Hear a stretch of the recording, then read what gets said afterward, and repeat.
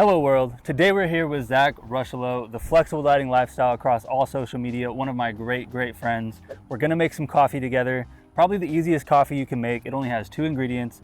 Zach, you drink coffee pretty much every day. I do. What do you drink every day? I'm a simple man. I try not to overcomplicate good things. I make I have an espresso at home, make an espresso coffee, a little bit of almond milk, a little bit of sweetener. I like to keep it simple. And so today I think we are keeping it simple with this 2 ingredient cold brew. Oh yeah. Yeah, 2 ingredient cold brew. A sweet cream cold brew, you only need 2 ingredients for, 3 if you count the ice, because the hecklers are gonna comment on that and say, oh, you had ice in a cup, so you had 4 ingredients. Yeah. It's always how it goes, but we'll run the engagement up. Let's do it. It's gonna be easy. Zach, I'm gonna walk you through it step by step. So first thing we're gonna do is we're going to grab some ice out of the cooler. So we'll grab one of those cups. Got it. And grab some ice out of here. Enough ice? Solid. Okay, so cool. right Next here? step, just dump it into that cup. Man, this is really complicated. Perfect. Yeah, I'll take that. Okay. All right, step number 2. We're gonna take our pre-made cold brew. So you can use any cold brew that you want, just a bottled pre-made cold brew. So Zach, have some right here for you. Go ahead and pour that in until you get to maybe this notch right there. Okay. So we're leaving a little bit of room so we can add the sweet cream in after we put the cold brew. There? Boom. Perfect. Perfect. All right, last thing we're gonna do, this is the creamer I was talking about. It's the Super Creamer Sweet Cream. It's got 15 calories per tablespoon, which is half the amount of regular half and half, and most of the other shitty creamers that you're gonna find out there on the market. It's also lactose free. Zach, you're a big non-dairy guy. I don't really talk about this on my page a lot. Like I can't handle dairy very well. I've been lactose intolerant my whole life, but no. Chill out. I can't really handle dairy too much, so I have to supplement with a lactase enzyme so then I can digest it. This already has it in there, so. So, question, how good are you at eyeballing measurements? I mean, I'm very good. Pretty good at it right now, right? I've been doing this for After a very, years very and long years? time. Yeah. All right, so why don't you try and eyeball me approximately 2 to 3 tablespoons. We want to keep it under 50 calories. That's the goal of this drink. And most of the drinks we make at home, there's no reason for it to be over 50 calories. Yeah, for sure. So, don't overcomplicate or over-calorie a good thing. Yeah, exactly. So 2 to 3 tablespoons. 1,001, 1,002, 1,003. Boom.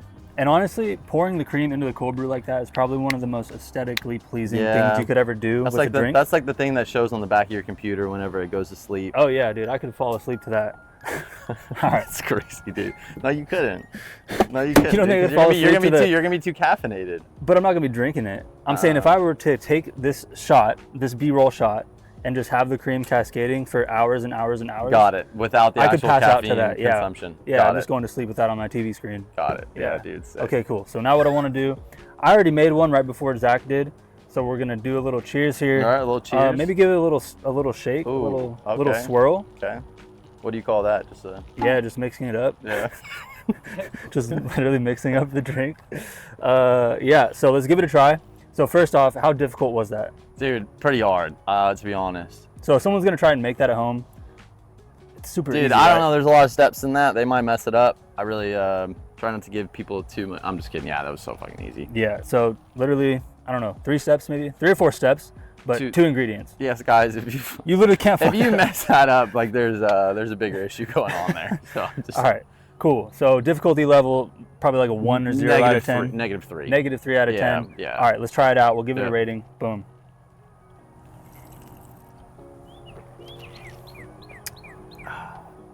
Simple, right? Yeah. Not overly sweet. Yeah. Has a little bit of sweetness. You can taste the creamer. It's smooth. It's smooth. It's smooth. That's the best way I can describe it. So, smooth, very good, not overpowering. Approximately 45 calories. I mean, you can't go to a coffee shop. You can, because that's literally what I do. Yeah. But you can't, for the most part. Don't put yourself out of business. It's hard to go to a coffee shop and find something that's low calorie, which is why I started doing what I do, making the content I make. But at home, when you can control every single amount you put in there, you can control the exact ingredient. This is 45 calories, and it tastes like it's 120. Yeah. So. At least. It's smooth. This is very smooth. So Zach, thank you. I'm glad that you got to make that. Yeah, dude. I'm a better name. I'm glad that you're here. Let's go ahead and get into this. Get into some conversation. Yes. I want to get to know you a little bit deeper than I already do. Yeah. I don't know. I feel like you know me very well. We're probably just gonna share it with the world. You know yeah, because I want people to know who you truly are. Yeah, dude. In your deepest parts of your heart. Oh boy. All right, here we go. Let's do it. Welcome to the Tailgate Coffee Table. Today I'm here with Zach Rushelo, better known as the Flexible Dieting Lifestyle across all social media platforms. Great friend of mine. He's jacked. He's owned multiple businesses. He makes amazing recipes. If you don't know who he is, check out his Instagram handle. It'll be tagged in the show notes. Zach, thank you for being here. Hey, it's good to be here, man. Yeah, it's cool to finally make this happen. It's cool to see you have a podcast now and a place that we can have these conversations we've been having for since 2017 when we first met. So yeah, I'm pumped for you. I'm stoked for you. You're a good dude. You have a lot of good things to say. We've had amazing conversations, so I'm excited to see where this conversation goes today. Appreciate that. I've shared it with you before. You've been kind of here as this YouTube has evolved, and the Tailgate Coffee Table, that's the title of this show, right? And to give you some more insight, the viewers some more insight onto why I created this environment. So the Tailgate Coffee Table, obviously I'm a huge coffee guy. So some of the best conversations I've had have been either over coffee or for some reason standing outside of a car or standing outside of a truck. It's like you leave after hanging out with friends and then you end up chatting with somebody for like an hour or 2 hours. Almost longer than you were at the actual place that you guys met up at. Like we've had so many conversations like that where it's like, oh, we're gonna leave, and then next thing you know, we're in the parking lot just like talking to each other for forever. The noise of the event goes away and then you're there able to just have a deeper connection. And so that's the whole reason I started this series, is because I've met a lot of dope people online, but I have not connected with those people in real life. And that's the whole reason that I'm doing this, is one, to share some great recipes, teach some friends how to make coffee, and to get to know these online personalities that I've followed or seen for years a lot deeper. Yep. And to hopefully help them share with the world stuff they may not share on social media already. And that's what we're gonna kind of dive into today. So to kick things off, I just want to know, who is Zach? I mean, it's very cliche. It's just I feel my most alive when I'm learning something new. I love the idea of just learning something new every single day. I'm genuinely just very curious. I like solving problems. My happiness comes from solving problems. That's the best way I can describe it. When I have a day where I didn't really solve a problem, or I did something that I don't know, I just love solving problems. And whenever I don't have that, I don't feel as good. I didn't feel like I accomplished that so much that day. And so much of what I've done is solving my own problem on a daily basis. And so I got into nutrition just because I was like, man, I came from my first ever diet where I went to the University of Google after I'd had a career-ending hip injury that ended my college basketball career. And I type in, what's the best diet? Like a unbelievably amazing search to put into Google back in, dude, so smart, dude, so smart. And I found the paleo diet, which was really popular with CrossFit at the time. Mm-hmm. And I dove into that for a year and a half, and it was good, but it kind of messed up my relationship with food. Mm-hmm. So in order to repair that, I dove back into building a base of nutritional knowledge that isn't very much so subjective to the ground principles. And that's where I found tracking macros, if it's your macros, flexible dieting. That was 2012.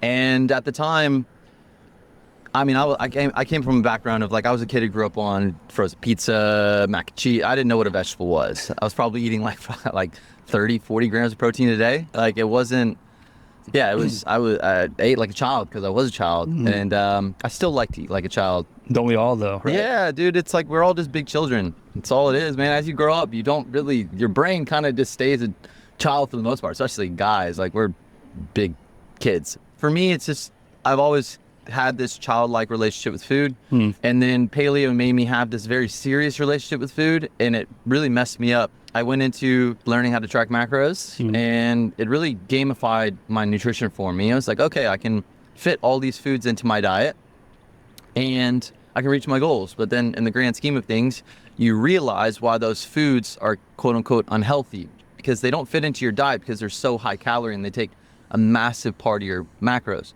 So I was like, okay, well, I don't know how to cook. I only knew how to put stuff in the microwave and throw a DiGiorno pizza. I mean, Red Baron Freshetta were the best, but throw it in the Freshetta. Yeah, that's solid. That's solid. Are they even around anymore? I think they are. Man, I haven't seen one for a minute. Very good. A sleeper. That's all I knew how to do. And so I was like, oh, well, I've learned how to do other things. And so I tried to solve my own problem. And I went to the University of Google again, trying to find macro-friendly recipes. And I think that was just like the term that came to my head. It was like, well, friendly to my macros, or like low calorie, high protein, whatever. All there was is like these shitty protein pancake recipes. And I mean, that was pretty much the only thing on the internet at the time.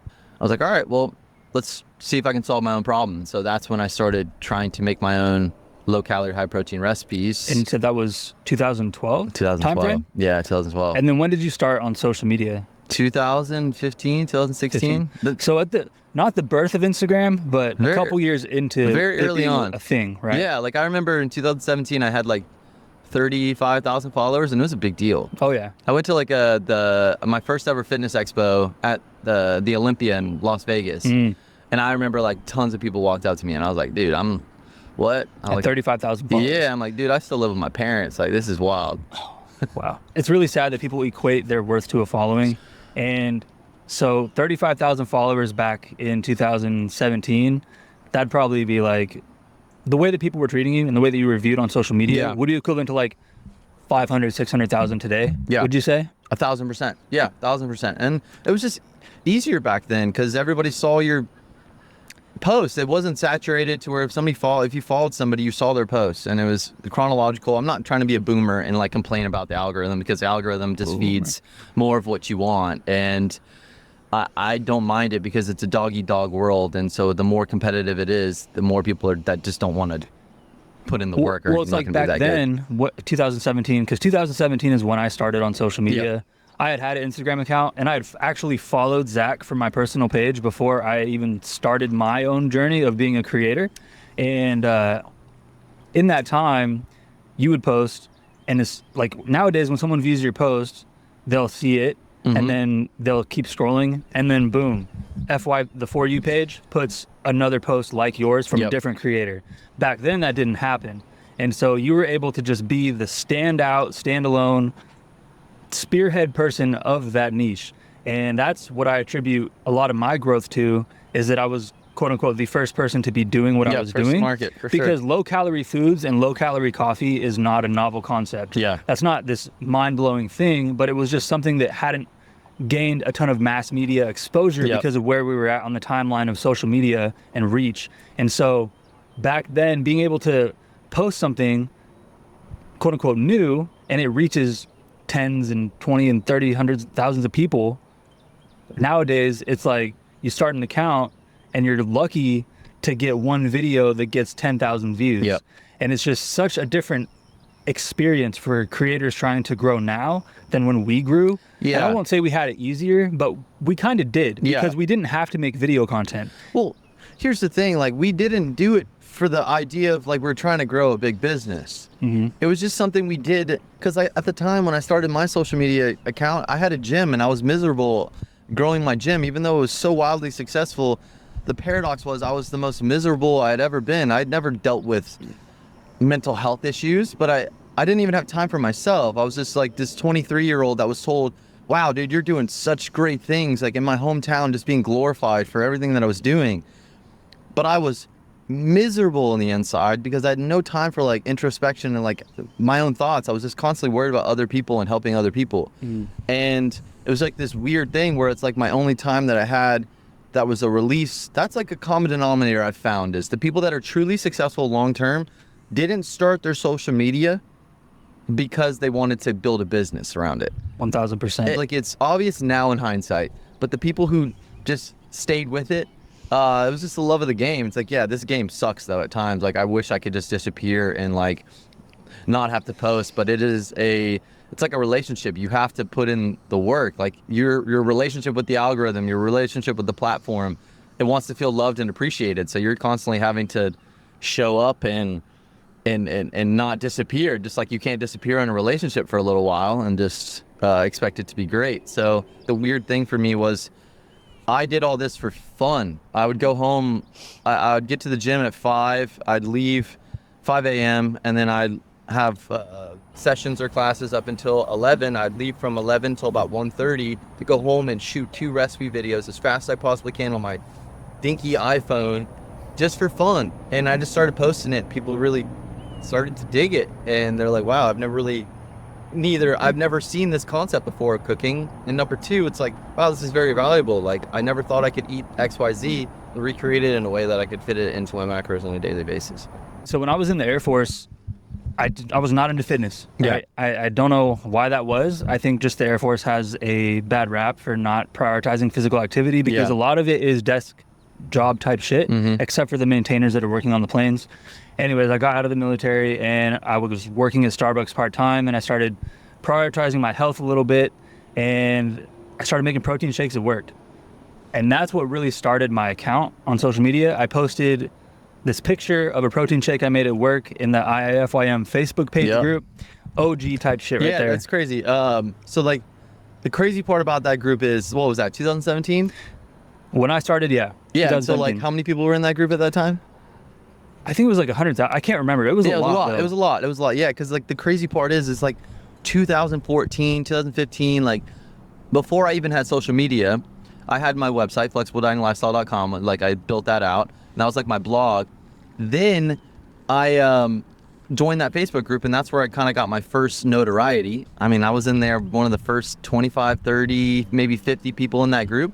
And that was our tight-knit community before it even started to blow up. And we were in there just sharing stuff, seeing what would stick, throwing stuff at the wall and seeing what would stick. And yeah, that group was so impactful to me. And the sad part is like, no one from that original OG part of that group is doing what I'm the only one left. Right. But that group was so impactful on me. Dude, it was the first core group of people that I was like, oh, you guys get it too. You guys get it too. And we would just, I don't know if I would have ever kept going if it wasn't for that group, which is like so funny you mentioned that. It's crazy, right? And someone in the group was like, dude, you should post this on Instagram. This was June of 2017. Someone's like, Instagram is the new platform. It's going to become this massive thing. Post it on Instagram. Somehow, dude, it got some traction. I don't know why, but that first post got traction. Second post, traction. I mean, I get it. It's you were providing a ton of like, that was such a new and novel concept at the time, where it's like Starbucks was so popular. I mean, they were really going through like a big growth phase, and like the coffee drinks, people did not back then still like understanding calories and in your actual drink. People didn't realize how much of a dent you can do from drinking your calories, let alone this starting your day with that. Dude, I was drinking 550 calories in one cup of coffee. Cup of coffee, quote unquote, fucking coffee. Crazy, right? yeah. I would just mash caramel syrup, like the thick caramel syrup, into the bottom of the cup. I'd put 4 shots of espresso, steam some whole milk, put the whole milk in there, add caramel syrup to it, and some caramel drizzle on top. And I'm talking 600 fucking calories, dude. Every day, sometimes multiple times a day. Not to mention the other shit I was trying to drink there. Yeah. So anyways, once I realized that, I was like, damn, I'm making protein shakes, but I could probably make all the stuff that's on the menu low calorie. So I just started doing that. I was on this mission to be like, bro, I'm going to fucking get every recipe on there. I'm going to do it as soon as the next one comes out. And it was fun. I can see you smiling whenever you're talking about it right now. It was fun. Because it's like nostalgic. It was like so fucking fun when I was coming up, because I was, at that time, even though I didn't realize it, I was grinding to grow on social media. I was having fun. Bro. I was trying to provide value, so I didn't know I was grinding. I was just, every day, I was just, during my shift at Starbucks, I would concoct a new recipe, take my 15-minute break, go to my car, and my signature thing was put the coffee on the back of my car, take a nice aesthetic picture, post that shit to Instagram. Those pictures were fired. I would do like 2 p.m. every day. The sun would be peak, and it would just be such a nice picture. And that's how I came up on social media, way different from how you come up now. And it's evolved for me too. It took 4 years before I even started putting in thought around how it could become a business or how it could become monetized, because I didn't give a fuck about monetizing. No. I didn't care. And that was just me. But that's like what you said. People that become successful on social media long term, they usually start it because they're doing something themselves and they just end up sharing it with the world, and it end up resonating with people. That's what we do, man. That's like literally human nature. It's like, if I spend a lot of time on something, I want to share it with my friends. I want to share it with the people I care about, and because it's having an impact on me and it feels valuable to me, and I feel like I'm getting better at it, and so I want to share that with the people around me. And so like social media, like, it's just interesting because it used to be a multiplier of like what you were enjoying doing, but now it's how can I be popular and famous, and I don't know, man. I just sound like a boomer talking about it. Do you think it's circling back though? Do you see some snippets of accounts that are kind of circling back to just being them and posting what they're doing on a daily basis? People are looking for, like, it's very interesting because people are looking for, how do I take this digital space? Because when you're talking about the podcast early on about why you started it, because you wanted to take these relationships that you had online and turn them into real life, IRL. Mm-hmm. Like, everything's moving back towards that. Like when we had the whole fiasco with the shutdowns with COVID, and we became very distant from each other and we became a very online world, you see now, like with all these run clubs, like people don't want to run. Like, it's not that they want to run, they want community. They want to hang out with people and make more friends and have more things that are in real life. And so I think that's where things are moving towards, because, man, we've had this feeling, and being on social, it's tough, because it's like, you'll meet a lot of these, I'm not gonna throw shade, I'm not gonna say individual names, but you'll meet people on, like, that you know online, and then you meet them in real life. You're like, okay, that's not you. That's not you. It's like, you're a completely different human. This isn't authentically you. Mm-hmm. Or some of them are just piece of shit. Like, they're just use and abuse people around them just to get whatever they want. And it's like, and granted, I've met unbelievable, awesome people online. Yeah. But there's just, man, it's, in hindsight, I'm like, oh, damn it, the writing was on the wall. And so, like, that feeling you get when you meet somebody in person, I believe that we exchange energy. I meet somebody in person, I know almost automatically just by their energy, like, oh, I'll vibe with you. Mm-hmm. And you just can't, it's hard to do that online. There isn't that energy exchange that you get from somebody where it's like, oh, damn, I like this person's energy. Mm-hmm. And whenever you get to meet that in person, you're like, oh, I kind of want to be friends with this person for the rest of my life, or maybe just a short period of time and then see where it goes. Yeah. And that's how it started with us. It was just like, we were just friends, and then next thing you know, become really close friends, best friends, and then now it's like, shit, you'll be in my wedding. So it's like, right. That's cool. Yeah. That's really cool. And dude, it's like the evolution of that too, is we met, so like I had mentioned earlier, I had followed Zach on social media before I had even started my account. And then I started my account, and I remember there was one post that I made, because when I first started posting, I would post myself, and I would post like really in-depth things as I was working through, I don't know, inner work and like healing my trauma or whatever you want to call it. I would post and share some of that stuff on social media. Like, I would post a picture of myself and then post a really long fucking caption about what I'm learning or what I'm going through. People used to read those captions. People loved it. Yeah. And people really fucking loved it, and it would resonate with so many people. Anyways, I remember this one post that Zach commented on and was like, you have a community of thousands of people who love you and support you. And after that, I think that comment made me be like, okay, this is a good guy, and I just want to stay in contact. And so we stayed in contact, and we finally met in 2021 in person when I moved to Austin. Yeah.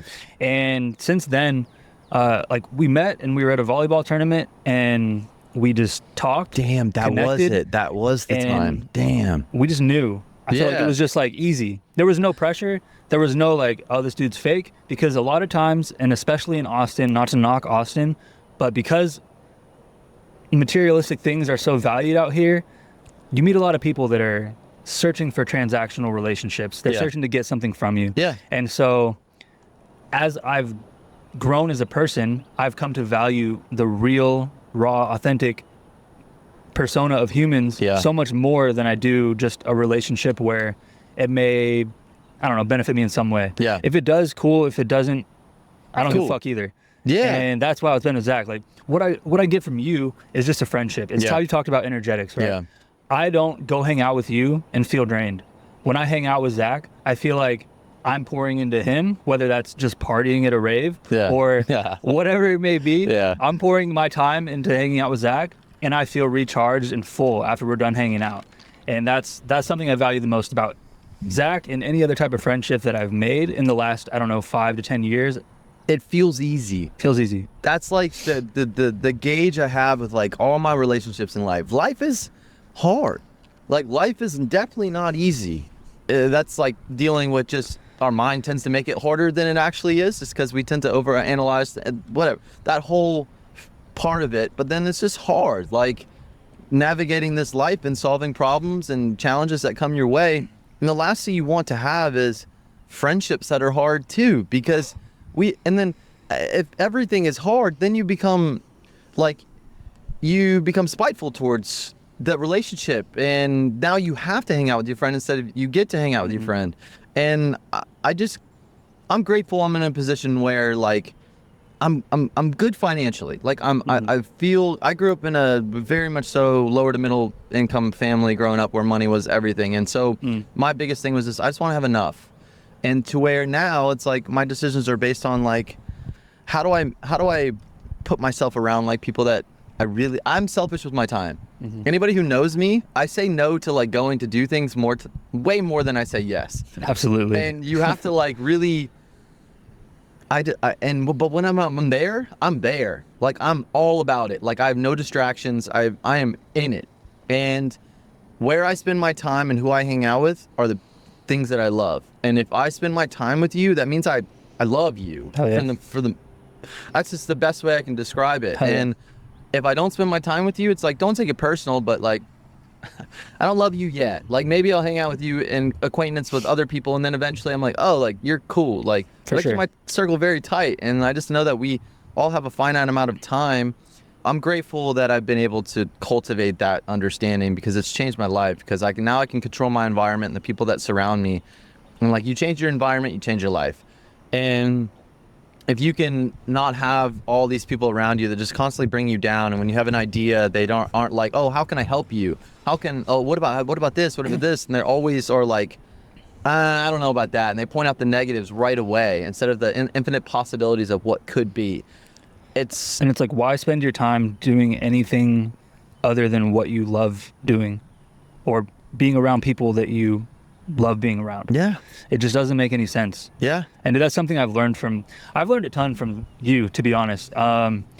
Just because I grew up and became quote unquote successful on social media alone. And so I didn't have a lot of outside influence giving me advice or keeping it real with me. A lot of the people that I would be around just because of circumstance were yes men, and like didn't understand what I was doing on social media. Yeah. And so I didn't have a lot of real and raw truth being injected into my life of like, you can do better, or work harder, or whatever it may be, or take a break. You're working really hard. You're doing great. Yeah. It was all just like, yeah, this is cool. Yeah. Like, yeah, that's dope. Yeah. It's levels of friendship. Yeah. Like, it's like you have to have those people around you where it's like, you know without a doubt, whenever I tell you something, it's out of love and appreciation, because I want you to be as successful as you possibly can. I want you to be the happiest Alex Moe you possibly can be. And I know that like all the things that you spend your time and work on, they are a massive component to you being happy. It's just good to be in a position where it's like, we can be upfront and honest and say the things that you know you need to hear. And it's like, I don't want to have relationships with people that just will say things because they don't want to hurt my feelings. Yeah, I think it's cool because Zach and I will send videos back and forth a lot of times when we're making new content or trying a new style of content, and just be like, hey man, rip this apart for me. Yeah. Tell me if you think it looks like shit, down to every detail you could think of. Just tell me what you think of the video.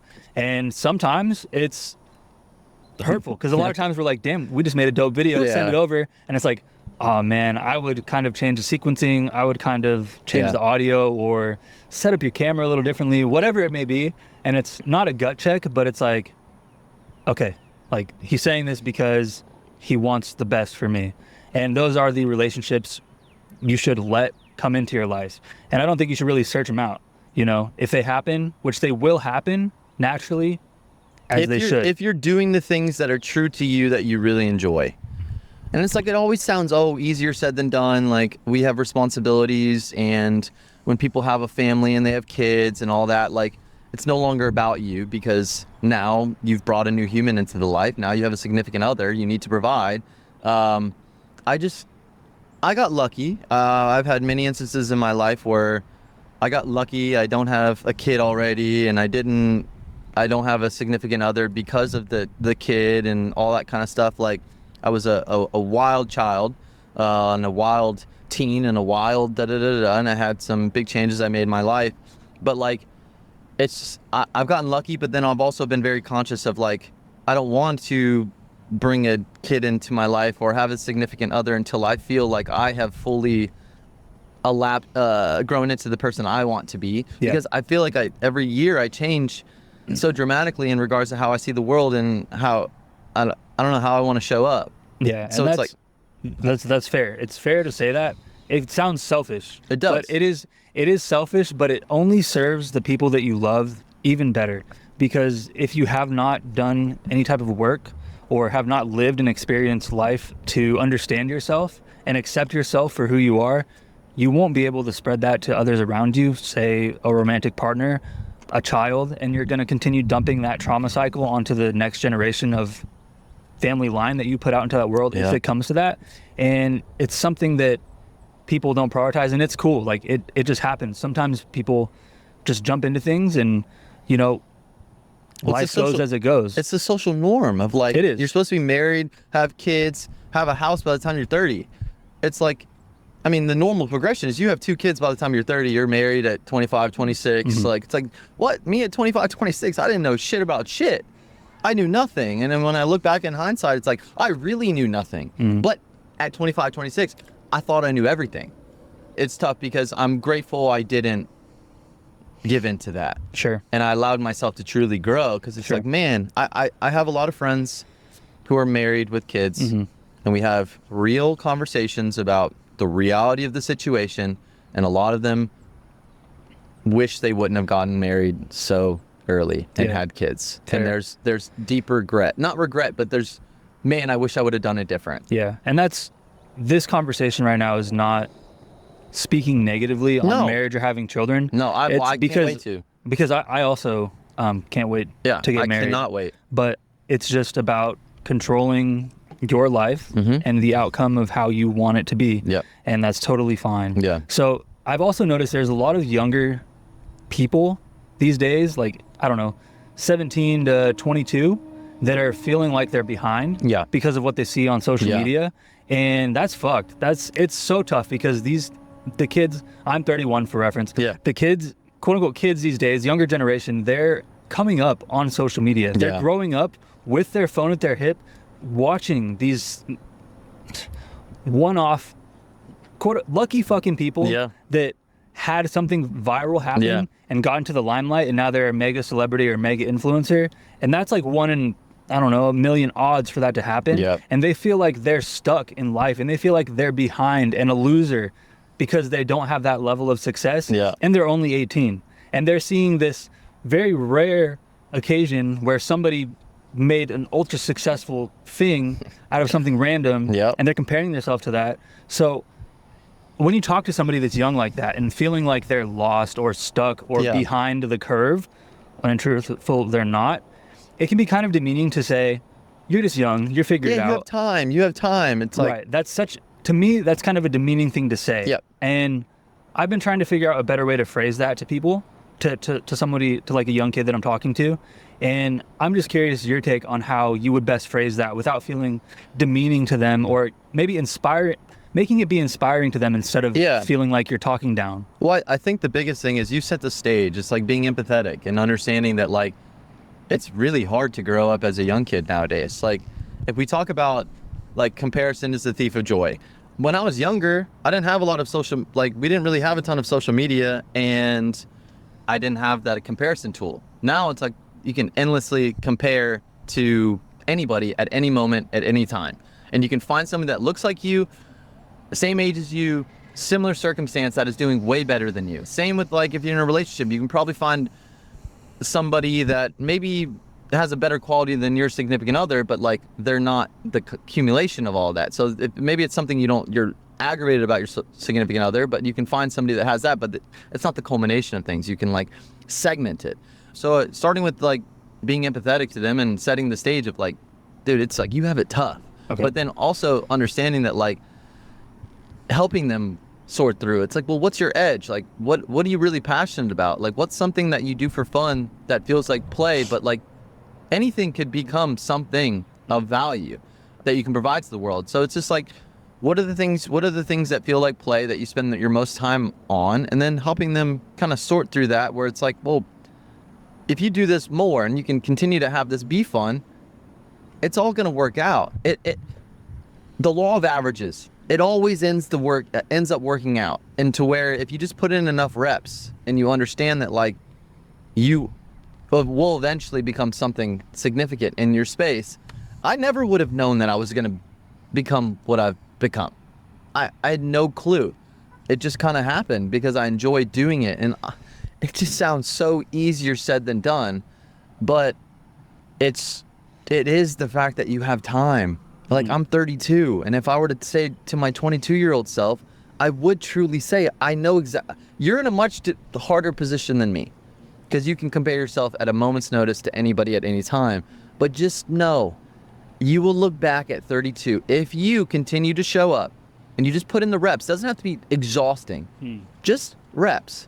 You will look back at 32 and be like, oh my God, am I grateful I kept going. You will, and you will be so happy you did. I actually really love the last couple minutes of conversation that you just shared. Biggest thing that you shared to me is, listen, if you're someone that is struggling with feeling behind, especially if you're younger, even if you're not younger, even if you're 30, if you're feeling like you're behind or not where you should be and you're comparing yourself to these rarities that you see on social media, it's okay, because it's really fucking hard with the environment that we have on all media in today's world. And so, like, listen, it's okay to feel discouraged. Yeah. It's okay to feel sad or upset with where you're at, but continue to put in the reps. Even if it's not 10,000 steps a day, or you're not shooting 5 videos to put on social media every week, the concept that we have talked about many, many times, and probably my favorite thing to share with somebody, is that if you look over a big enough timeline, the line is going to go up. If you stay consistent, even if it's just relating back to social media as an example, even if it's posting 1 time a week over the course of 5 years, you know, that's 52 times 5, which is like 260, right? 260. Yeah, check the math. I'm not sure. No, you're good. You're right. Over the course of those 260 weeks, that's 260 times you showed up and you were consistent. So that timeline, that arrow, that trend is going to go upwards. And your quality is going to be so much better. Like with each post from your first to your 260th, it's like you're night and day. Like when I look back on my content, I cringe. It's like really hard to watch because I'm like, damn, dude, get to the point. And like, it was just, the production value just wasn't there. And it's just cool to see the progression, and that's all life is progression. It's like happiness is progression. If we see ourselves progressing, that's why like a lot of people lose purpose when they retire, when they get to a certain age where they're on the decline because they don't have that progression in their lives. We love this ascent of working towards something or having. I was talking to my mom about this the other day and challenging her to find some more things that are new and exciting for her to work on. It's like, what are you excited about coming in the next few weeks? Like, what are you working on? Like, and she's been embracing that more, which has been really, really cool, and putting more challenges in her life that makes her feel more alive. It's gonna work out. It's going to work out. You just got to continue to show up. And if you need to do the math, if you're a real analytical person, draw a graph, right? You know, the line graph, draw an x-axis, y-axis. Let's just say working out for an example. Yeah. And put the weeks or the months, let's just say months probably to make it easier. Let's put January, February, March, April, May. Yeah. And then the number scale on this side, and put like how many times you worked out over that. And it's like five times a week or 1 time a week, and watch that line go up. Just look at it, just track it, make a hypothetical, reverse engineer it. Look at over the course of 5 years, I just worked out 1,000 times, 1,000 fucking workouts. Yeah. That's so many. Yeah. And you know, that can help give you a peace of mind that like, okay, it's not that bad. I can just stick with it and I'm going to get where I want to go. Yeah. And it's, as long as you stay consistent, it's going to happen. Like guaranteed almost. Guarantee. I mean, what's the alternative? You don't get better. You don't put in reps.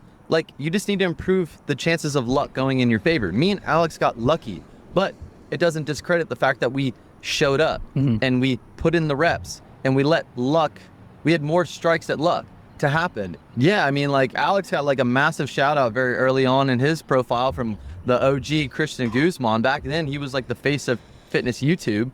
And this was like 2017, 2018. 2000, yeah. He made a video, and Alex, you gained like 100,000 followers in like... Yeah, it was like, I woke up and this dude, you know Alex Bush? Yeah, Alex Bush, yeah. Yeah, so he sent me a DM. This is OG shit. Alex is OG. Shout out Alex Bush. Yeah. And he sent me a DM. He's like, bro, did you see Christian Guzman's video? He's like, he shouted you out. And I was like, oh, really? I was like, I gained 50,000 followers in the last 24 hours. Yeah. So I was wondering why that happened. Massive back then. That Dude, was so many followers. That's insane. 50,000 in 24 hours? Yeah. That's just a testament to the reach that Guzman had on YouTube at that time. Hey friends, if you're like me, always on the move, whether it's lifting, playing pickleball, hiking, snowboarding, or even just walking the dog, then you know hydration is key. But it's not just about drinking water, it's about balance, and that's where Element comes in. Element is an electrolyte drink mix that keeps me feeling my best no matter what I'm doing, with a science-backed ratio of sodium, potassium, and magnesium without any sugar or junk. I take it everywhere, on the court, on the trails, and especially in the car for long drives. And right now, Element is offering a free sample pack with your first purchase. Just go to drinkelement.com/themacrobarista. Stay fueled, stay hydrated, and I'll catch you on the next adventure.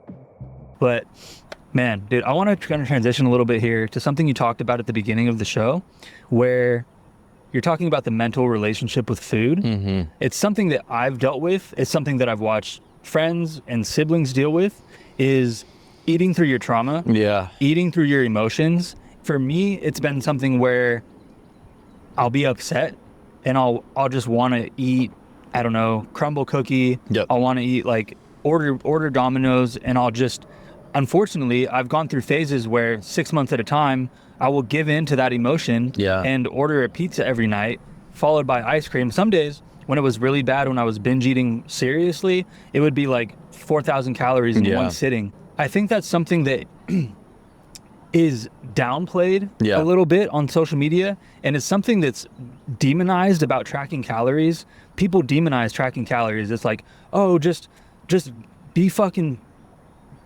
okay with being unhealthy and obese. And it's tough because those people, I think that a lot of people that deal with binge eating and that kind of issue are dealing with emotional trauma and emotional issues where they're eating their way to feel better, to get a dopamine rush for 15, 20 minutes.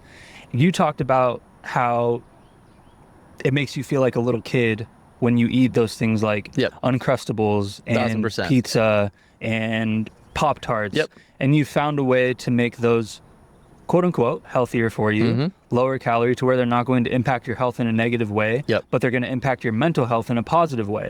I don't know. I just kind of wanted to talk a little bit, kind of hear your thoughts on people dealing with emotional eating issues. Obviously, neither of us are therapists, but we have both dealt with that, and we've both been around a ton of people that have dealt with that, especially in the fitness industry with people that compete in bodybuilding and bikini competitions. It's really, really rough. And so I just want to hear your kind of thoughts on emotional eating. Maybe if you have any tips, this is just, you can take it as you want, but if you have anything that might be useful to somebody that struggles with that. As much of it is like I can give advice. It sucks because it's like, it's more of a reps game. Like the more you tend to have these bouts of, I'm not saying like everybody should go through this phase, but if you are kind of going through it, with each time you have a binge or you tend to, there's a big difference between binge eating and overeating. Overeating is completely normal. Let's just put that out there. A lot of people confuse binge eating with overeating. Overeating is just like, just overate. Like it's just, you wanted to eat more food. But like binge eating is much more of a self-hate type of thing where you're doing something that you know necessarily isn't the best thing for you. You know it's setting it's setting yourself back. It's a self-harm. It's much less about the food per se. But I think of it as, I don't know, with anything I've done in my life, the more reps you put in, the less effect it has on you. And I think just going into it with the awareness of being real with yourself, that you know that like, this sounds so simple, but it's like, this isn't helping me. like just the realization, like yes, it's like part of it is that you're doing something that is like self-harming, but with each time you do it, like it just becomes less and less, it became less and less impactful for me.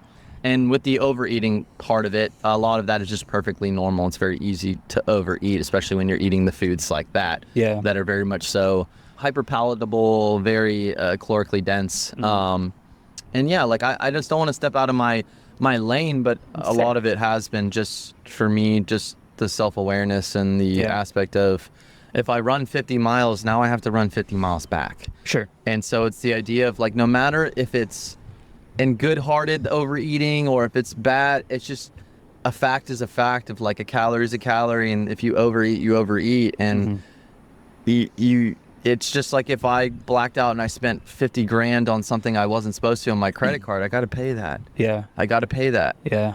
Well, I don't know. I feel like I have the opportunity right now to share something with you. I don't know if I've really talked with you that much about it, because it's kind of embarrassing, you know, to deal with. That's another part of binge eating, is that it's embarrassing because you know you're not supposed, you know that it's not good for you, and you do it anyways. And you after you finish that session of eating a whole pizza, a whole cookie brownie, followed up with like soda and a fucking milkshake, you feel absolutely horrible. And I've dealt with that for a long time. I've always been like skinny, right? And I've never been like jacked. So I'll go through these phases where I'll be really heavy into working out, really heavy into tracking my macros and tracking my calories. And then something in life will happen where something resurfaces, some sort of memory or quote unquote trigger resurfaces where I remember this past trauma and I start to feel really bad about myself. And then I'll go into this spell of ordering food every night. And so I've gotten a lot better about that over the years. And something that helped me a ton is therapy. And therapy's hard, dude, especially because it just takes you dropping your ego and accepting yourself for the position that you're at in life and accepting that you need help. Something that's kind of out of your control. And going to therapy, and through therapy, I went to this specific type of therapy called EMDR. It's called eye movement desensitization, like rapidization or something like that. And it has to deal with stimulating both sides of your brain at the same time to dig deep into these like wounds or traumas or memories from when you were a child that have had this long lasting effect on your life as you're an adult, 28, 29, 30 years old. And through that therapy, it actually ended up healing a lot of the trauma I had had as a child, which in turn affected my eating. And it was just crazy to me, this huge eye-opening moment of awareness that I was eating to cover up this pain that I had felt from when I was a kid and my dad left when I was a young child. So somebody that struggles with serious binge eating issues, that could be a good recommendation for them, is to seek therapy, not only for the binge eating, but more so for your mental health as a whole, because chances are a residual effect of you going to therapy to work on your mental health, it may fix the issues that you're having surrounding food, because it's probably linked to a lot of emotional trauma. And I don't know, man, it's just very... I've been looking for an exact therapist just like that, because it's something, it'd be nice to have somebody to talk to about any of these issues that you're being able to like that you're having, and not having to console in people that you love and care about, to be your own therapist, and having somebody that is literally there, paid to be there for you, and doesn't have to handle the emotional load outside of that meeting, which everybody else in your life would have to. I struggle with the aspect of never wanting to be a burden, and that's something that I've always struggled with my whole entire life. So a lot of my decisions that I make are based on how do I will sacrifice my own well-being and comfortability to make somebody else feel comfortable, or to not be a burden to the group, or XYZ. And so that's something I struggle with, and I tend to sacrifice my own happiness for a lot of those situations. And because of that. You mentioned that you've kind of been I don't know how actively you have been searching for a therapist or whatever, but that's a whole nother issue in itself. Oh my God. Finding a therapist that's the reason why that's going to be able to help you. Because a lot of therapists they just listen to you and tell you it's going to be okay. Yeah. And maybe give you some advice. Yeah. But for me, that's not what I feel want. Worse. So for me, I want something that's very systematic. Yeah. That's going to force me to do some work. And that's the only way to get out of that hole, to work through those things, is to work. When I was going through therapy really, really heavy, I quite literally changed my life within the matter of 3.5, 4 months. But almost every day, dude, I was like crying, like bawling my eyes out, because I was reliving these memories. I was working through them, letting go of my previous versions of myself. And if you give therapy a shot and you find something that is really forcing you to do work, forcing you to get uncomfortable, and that's so silly, right? So cliche. You got to get uncomfortable to be comfortable, but it's really, really uncomfortable and hard to do that work and see these versions and have these realizations that, oh, I'm a flawed human being and it's not my fault, but this is where I am. And now I get the choice to change and decide who I'm going to be moving forward. It's one of the most freeing things that you could ever do for yourself. And so I highly recommend therapy to everyone I talk to, especially anybody that's struggling mentally. It changed my life, and it only took a couple of months, and everyone's different. It may take much more for somebody else, but I've been through some shit. Like I said, I went to military grade therapy too, but it was so systematic that it was just like, I showed up to the session. She's like, okay, we're diving in. Let's go. Like step by step. Here we go. Why are you feeling that way? If I didn't have an answer, she'd wait until I would like pretty much force me to answer the question or dig to that emotion of whatever I'm feeling, to be able to show up for the session, do the work, and then also the outside work, the homework of meditating, which meditating is such a silly term too, because people have like made it into such a negative thing. They've made it their entire persona. Yeah. And it's very hard to find a therapist, but you can do it. It takes time. Yeah. And don't give up, because it can help in so many more ways than just your mental health. It can help with your eating. It can help with your ability to go to the gym, your relationships. It's going to impact your entire life as long as you do the work. And that's my final thought on that. And Zach, thank you for sharing. It's something that I feel like we haven't talked about a ton. Yeah. And I really appreciate getting some insight on that from you, because, you know, just like my page, it's kind of a faceless brand in a sense. When at the surface, on the feed, it's like these are recipes. Even though we're in every video, there's some of our personality in it, but it's mostly, this is a recipe, this is what you do. So another reason I want to do this YouTube series is because I want people to get to know me and to get to know the people that I'm hanging out with on a level that they may not be seeing through their normal account or through their normal social media. And so I really, really appreciate you sharing what you did, because it's helpful. It's helpful to people. It allows people to relate to you on a lot deeper level than just this guy makes food or this guy makes coffee. And so it's really, really meaningful to me to hear what you thought about all of that. Social media is interesting in the sense of like, my page is kind of morphed into this perfectly beautiful page with me sharing all my recipes and high production value. And I don't really share much of my life anymore on social.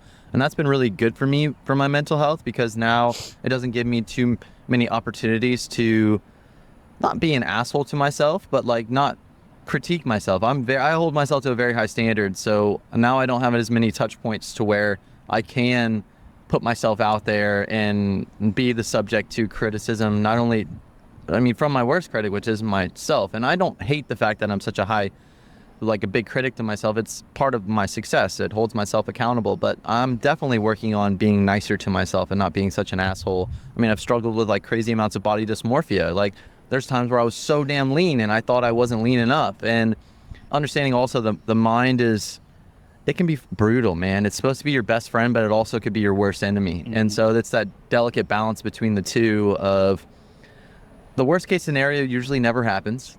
Like that's like the crazy thing I kind of went through that scenario. Me and my mom is kind of like worst case scenario type of human. My dad is like endless upside, best case scenario. And so my mom has been working on like trying to undo that. And we sat down for an hour during Christmas, hour and a half, and we went through all the scenarios where she thought and the worst case scenario was going to happen, and she couldn't find a single time where the worst case scenario actually happened, where that what she had envisioned. And so it was just very interesting to kind of go through that with her, and then me reflecting on my own life and being like, damn, like it never really it's in our brain. It's a survival mechanism for us to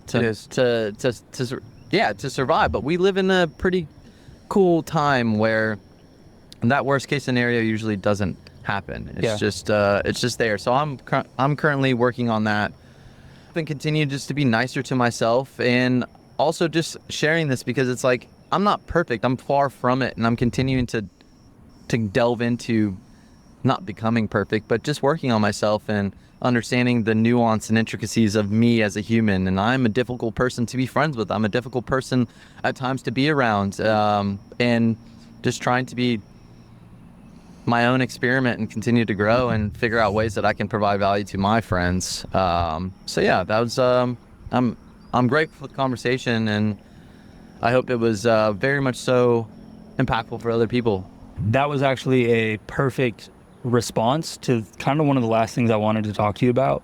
A lot of times when we meet someone, they'll say, "Who are you?" Or "What do you do?" Yeah. And I met somebody like about a year ago, and I met him and we were hanging out at Zilker, and I was like, "So what do you do?" And he goes, "Well, what do you mean? Like for work?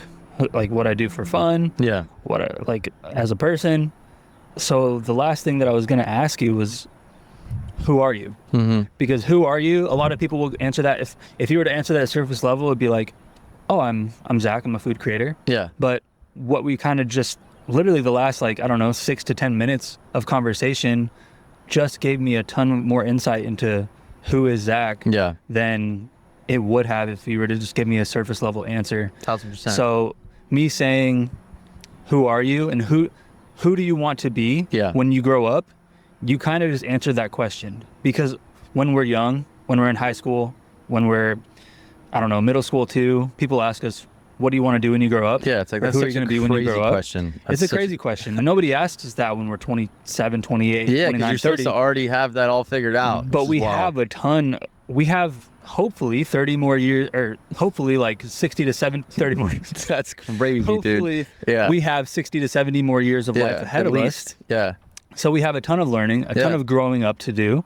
And so that's something that I wish people would ask more is, who do you want to be when you grow up? And you just answered that. You talked about what you're working on inside yourself to be the best person you can be. And I think that was pretty much the perfect answer that I would ever hope to hear when I asked somebody that question. Is it was just very honest and authentic. There was no guard up when you told me that answer. And that was perfect, dude. Yeah, I just think that like we have this surface level thing that we provide to the world, especially on social, for the masses. Like most people don't give two shits about my personal life and what I'm going through. But there's a small minority that will maybe hear the message at the right time. And I've had that happen many times in my life where I heard something at the perfect time that it changed my life. That maybe if I heard it maybe a few days prior or a few months prior, a few years prior, it would have never even resonated with me.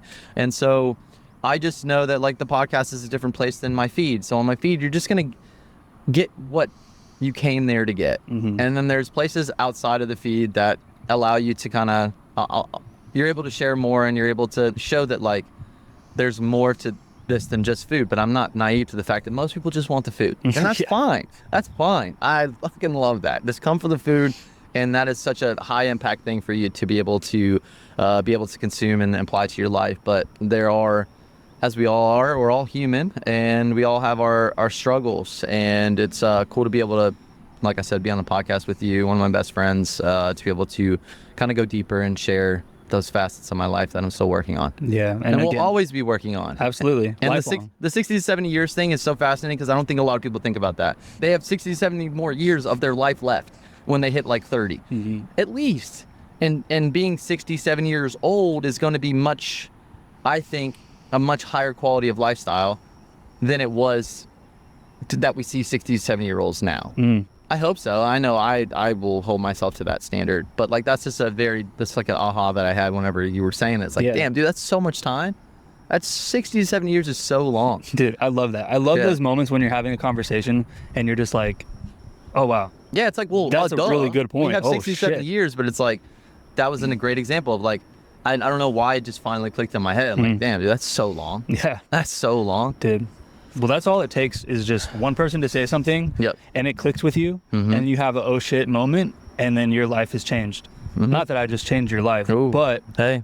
that's what's great about this conversation and the conversations that I'm going to continue to have on Yep. this show is that there's going to be those moments where who I'm talking to says something and I'm like, wow, Yeah. like what a great point. And Yep. I might say something and they're like, wow, what a great point. And that's the whole reason that I'm doing this show. Yeah. That's the whole reason that I have you here and I'm going to have so many more people here. But I kick it off with coffee because coffee is such a great, what's the word I'm looking for? Coffee is such a great, I have the word on the tip of my tongue, but it's such a great medium, that's the word. It's such a great medium to have a cup of coffee in your hand and get a little bit jazzed up because of the caffeine and just start riffing with somebody. Yeah. And so Zach, dude, thank you for, man, I don't know. I hope that if you made it this far in this episode, you really took a lot of value from what Zach said. I feel like we both shared some stuff, some very personal things that you may not hear when you look at our feeds that you fucking for sure don't hear. You for sure don't see when you look at our feeds. And so again, dude, I just want to say thank you so much for opening up and allowing yourself to be vulnerable in this conversation with me. Thank you for making coffee with me. Yeah, just keeping it real. Thank you for being a friend. And if you don't know who Zach is, I hope you do now. And if you don't follow him already, you can find his Instagram, his YouTube, TikTok, all that stuff in the show notes, the Flexible Dieting Lifestyle. Most importantly, I hope you just took away that this guy is a really great guy. He's much deeper than what you see on his account. And man, thank you so much again for being on the series, and maybe one day we'll run it back. Oh, I will definitely run it back. I appreciate you having me here. I love you. You're my brother. And yeah, thank you guys for watching. And yeah, great. I'm grateful to be here. All right, y'all. See you in the next episode of the Tailgate Coffee Table.